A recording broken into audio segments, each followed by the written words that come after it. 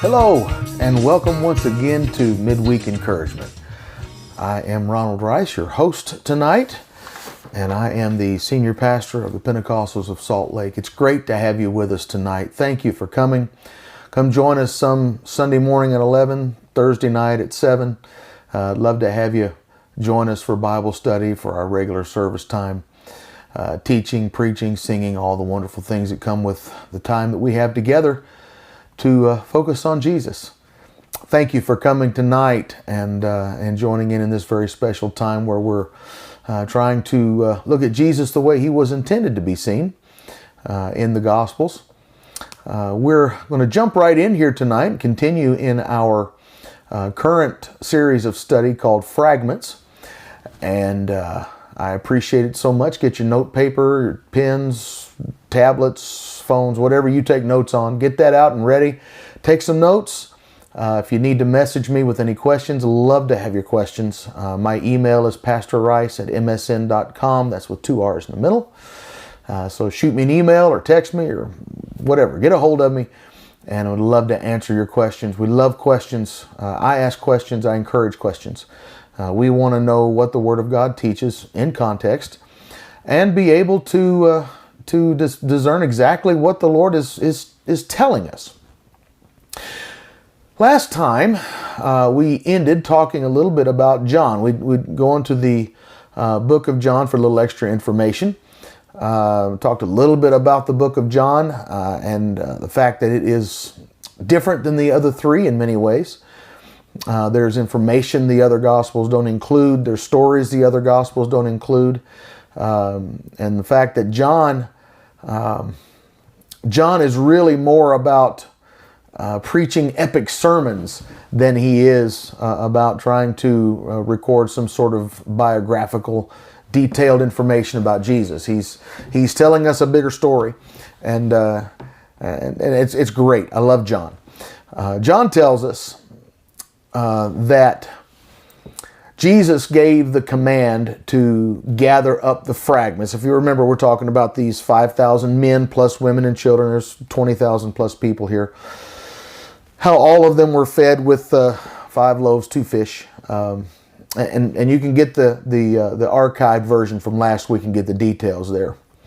But it's John who shows us that there was a command given to gather up the fragments that remain so that nothing is lost.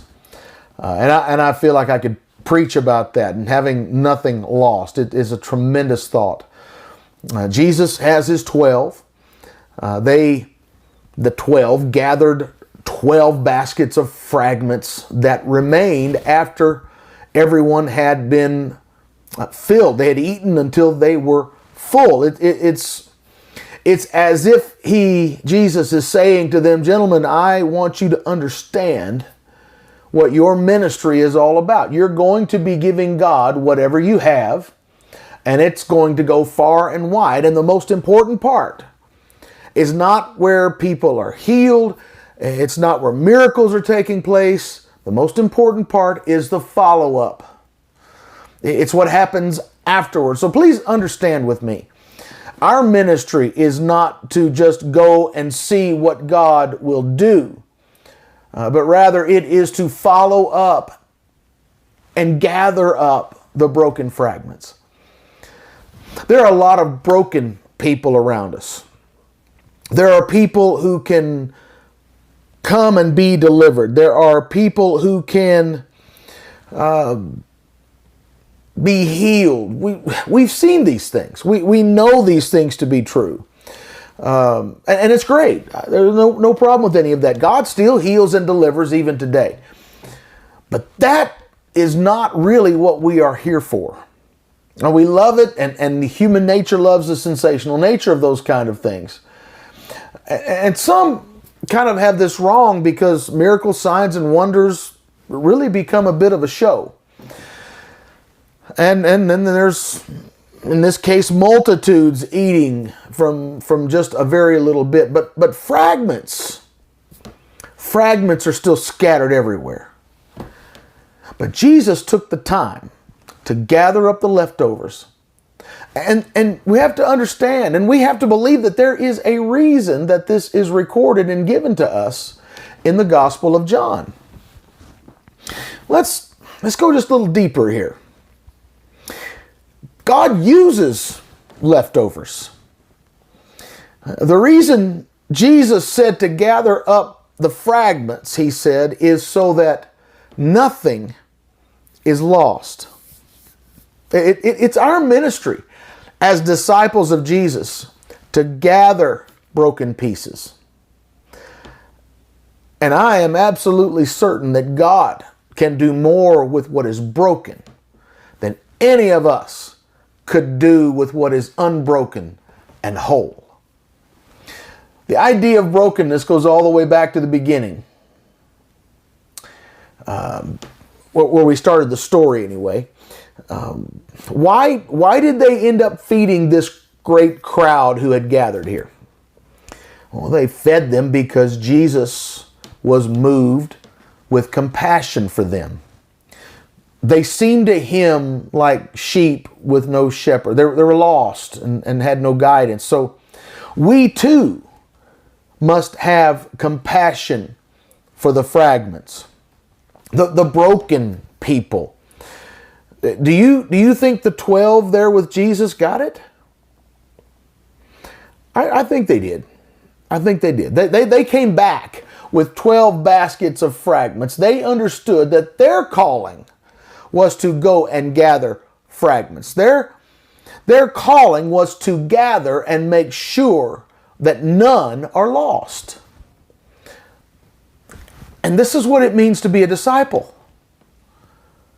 On one hand, we see that it really doesn't matter how fractured and broken my life is, because Jesus is in the basket. He wants me. And the other side is this. I have to go and help others who are broken and bring them in. So understand that our ministry is not to fix the fragments. I can't fix brokenness. I can't fix bipolar. I can't fix schizophrenia. I can't heal diseases. It's God that does that. I can't even make people believe. I can't take away their sins. It's Jesus that does that. I can't do it, but I can bring them to Jesus. Jesus can do all of those things. I can bring them the message. If they decide to act on that message, then there can be some transformation in their lives. They can have the very power of God in them, not because of me, but because of the message. Because of the message, people can come to know that they can bring God their fragments, the very pieces of their brokenness, their broken life. You know, Jesus is drawn to brokenness. Jesus bypassed all the religious people who felt that they were whole, and instead he went to the masses that were broken. He is with those who understand that if they are willing, God will use whatever they have and then drastically multiply what they have for His glory and His purposes. And I got to keep moving because that's a great thing to work with. You have to find a getaway in prayer alone. Let's continue looking in John just briefly, and then we're going to go back to Mark. So in your Bible today, let's go to John chapter 6 and verse 15. John 6:15. Therefore, when Jesus perceived that they were about to come and take him by force to make him king, he departed again to the mountain by himself alone. Parallel passage to that's in Mark 6. Let's go to Mark. Mark 6 verses 45 and 46. And again, we're just picking up various information from the different Gospels. 45 and 46. Mark 6, 45 and 46. Immediately, he made his disciples get into the boat and go before him to the other side to Bethsaida while he sent the multitude away. And when he had sent them away, he departed to the mountain to pray. A couple of things here. Let me stop for just a second and maybe explain a little bit. We just learned that Jesus and the disciples, the crowd, all of that just happened were in the mountainous wilderness next to Bethsaida. And then we're reading here, Jesus sends the crowd away. Immediately he sends the disciples back to the boat. And all four Gospels agree that the final destination of this little trip was over the western side of Galilee, the western shore of the sea or lake. The verses in Mark mentions that they were headed to Bethsaida. Now you might think, well, no, weren't they in Bethsaida? Why does it say Bethsaida when it seems like they were already there? Where is the other side? So I want you to remember, first of all, they were not in Bethsaida proper. They were in a region next to Bethsaida. So it's likely, it's probable that when they left in the boat, they stopped over in Bethsaida. I don't know if they dropped somebody off, picked somebody up, dropped something off or picked something up or whatever. It appears perhaps they stopped by Bethsaida on their way back. So Bethsaida is just to the west of where they were, kind of northwest.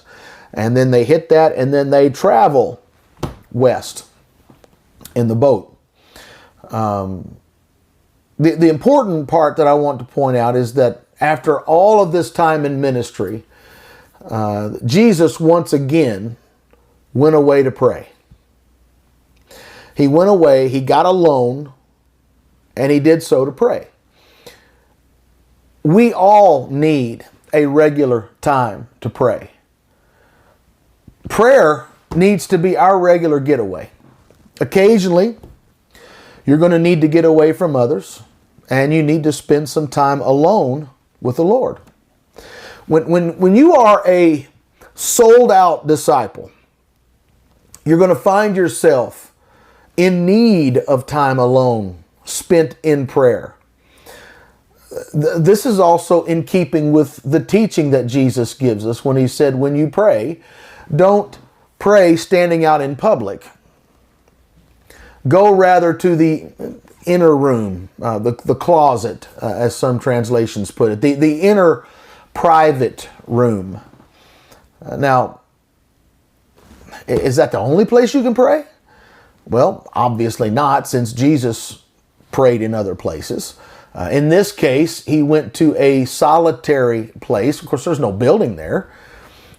It's the principle I want you to hear and understand. The principle is that it is important to get alone and pray.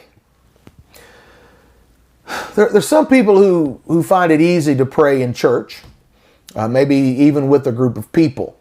They find it easy to connect with the Lord with a group, but find it rather difficult, on the other hand, to pray alone. A disciple can get into the presence of God when they're alone. You shouldn't need to come to church to get in touch with God. You should be in touch with God often and regularly. And not just when you come to church. When you come to church, I would that you come to church to help others connect with God. Now, you know, there are a lot of distractions in church. There's noise. Sometimes there's some chaos going on. There's things happening. People are people wherever they are. Disciples need to be available to help others focus on getting in touch or connecting with God. If, however, we all come together on the mountaintop, so to speak, and all of us are working on getting in touch with God, then those who need help have no one to help them connect with God. We should come to church ready to serve. We should come to church ready to give, to serve others that are there. It is our role to help others connect with God. That's our mission, right? Connecting people to Jesus. We don't come to church to receive. We ought to come to give and serve. Church, after all, is not where we come to get our God fix every week. We ought to be finding alone time with God throughout the week, reading His Word, meditating on Him, and regularly having interaction with Him. By the time Sunday rolls around, we ought to be ready, fueled up, geared up to serve others that are in need of connecting with Him. Sunday, after all, ladies and gentlemen, is game day. That's when all the preparation of the whole week comes together, and everything that we've done is put to work right there when others and all of us are gathered together. So we all have to know how to get to the mountaintop alone. In other words, we have to connect with the Lord alone and prepare for the big day. Get there in the presence of God. Get in that place where you're connecting with Him and allow Him to shape you. You can never become a professional at friendships. There's no professional friendships because friendships are fluid. Friendships are as unique as the individuals that are involved. If this is true in human relationships, how much more is it with God? We need to be in a place where we can just talk to God. Jesus said that His sheep know His voice. And we need to get to know that voice, whether we're on the high of a deep and powerful experience with Him or whether we're in the valley and struggling. Now, we're about to see that the 12 that are with Jesus are going to learn how to hear the voice of God even in a storm. Are you really a disciple if you cannot hear Jesus when you're in a storm? When I'm in a storm, if I give up or if I resort to only human means, am I really a disciple of Jesus? How about this? How about if I just quit, throw it all away because of the struggles that I have gone through and all the things that I'm having to deal with? If these be true, I just don't think there's a relationship with God. In a real relationship, you don't just throw everything away every time there's some stress. It's often in the stressful things, or maybe even terrifying things, that we really come to know Him. Remember, there were thousands who had just heard Jesus teach, had been fed by His closest followers, and all of them could claim they know Jesus. Oh, I was in the crowd. I was there.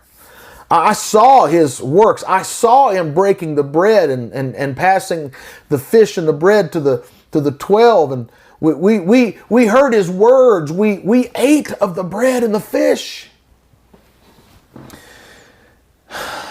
But the truth is, they didn't have a clue what it really was to know Jesus.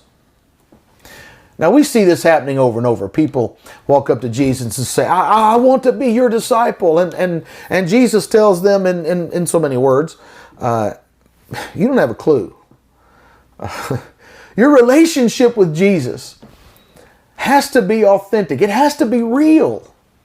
It can't just be made up. It can't be a plastic version on Sunday when you see others You have to be real with God and let Him be real with you.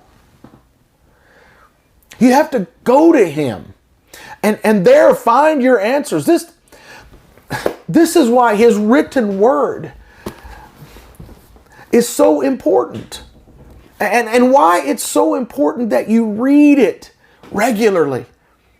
See, God is often going to speak to you directly from His written word.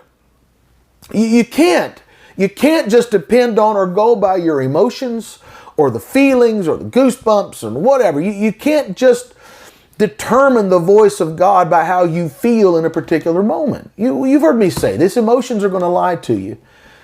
So Jesus has given us His written word.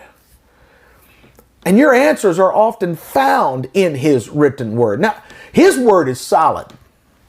And it's not going to be shaken. His word is going to last forever. It is forever settled. Let's read on. We're still in Mark chapter 6. Let's look at Mark 6, 47 through 50. Mark 6, 47 through 50. Now when evening came, the boat was in the middle of the sea, and He was alone on the land. Then He saw them straining at rowing, for the wind was against them. Now about the fourth watch of the night He came to them walking on the sea, and would have passed them by. And when they saw Him walking on the sea, they supposed it was a ghost, and cried out. For they all saw Him and were troubled. But immediately He talked with them and said to them, Be of good cheer, it is I. Do not be afraid. Now we're going to start here, and then we're going to flip over to Matthew chapter 14. We're going to pick up some other details of the event. I'm not sure I can get through all of this in the time we have remaining tonight. I'll go as far as I can, and we'll pick up the rest of it next time. But let's unpack this. Here's the picture. You ready? Jesus is alone on the land. Remember, he's gone off. He sent them off in the boat. Disciples followed directions. They got in, they headed west, they're going to the other side. Jesus saw them having a difficult time rowing. They were headed directly into the wind. They're rowing this boat. It's not a big boat, but they were rowing. And they were struggling, trying to keep this boat on track. The Galilee is about 6 miles across, maybe. This was the fourth watch, which means it is somewhere between 3 a.m. and 6 a.m. The darkest, coldest time of the night. That would put the boat more than halfway across, maybe more like 3/4 of the way across the lake where they were headed. And Jesus saw them. He saw them through a storm in the dark when they were almost to the other side of the lake. And He's alone on the land. How can that be? Have you ever felt like Jesus couldn't see you? Have you ever felt like or wondered, Lord, do you even know where I am? Do you know my address? Do you see me in my circumstance? Well, even when you can't sense His presence, see, that doesn't mean that He doesn't know where you are. It doesn't mean that He doesn't know what you're going through or your current circumstances. He saw them in their storm. He saw them going through their storm. He saw them struggling in their storm. And He sees you when you're in your storm. Your storm is not an accident. Your storm is not without purpose. There are reasons that God allows you to go through your storms. Some storms seem like they come out of nowhere, and we don't know where they came from. We don't know why they're there. And there are other storms that we probably created. But in any case, Jesus sees, He knows, He cares, and He will use that storm for His own special purpose. Several of these disciples are seasoned seamen, they're fishermen, and these are the ones who are struggling through this. They knew about the sea. They regularly worked this sea. So here we are somewhere between 3 a.m., 6 a.m. Jesus comes to them in their storm and would have passed them by. I love that line. He's just like he's walking and hey guys, and he's going to just kind of work right on by. He comes to them walking on the water, on the sea.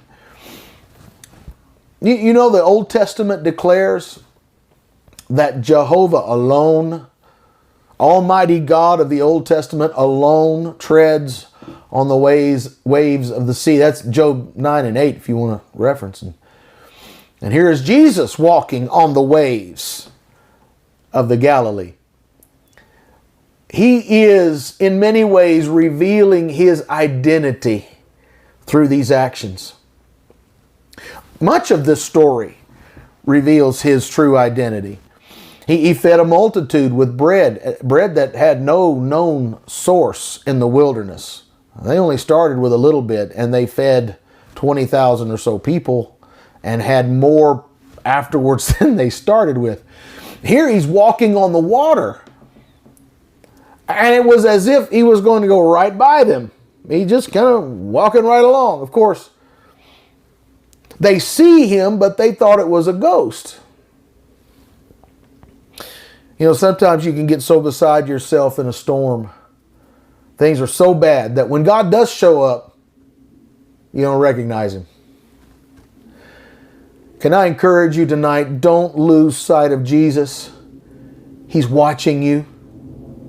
They thought it was a ghost and they cried out. How does Jesus respond?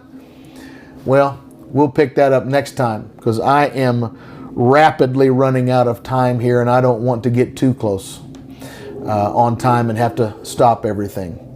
We'll check out Jesus' response and make some comments about it next week on Midweek Encouragement.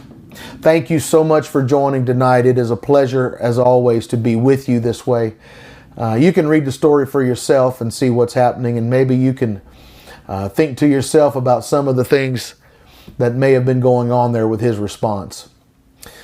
It is indeed a pleasure. I want you to keep your regular devotion time going. Keep praying. Keep seeking God. Keep reading His Word.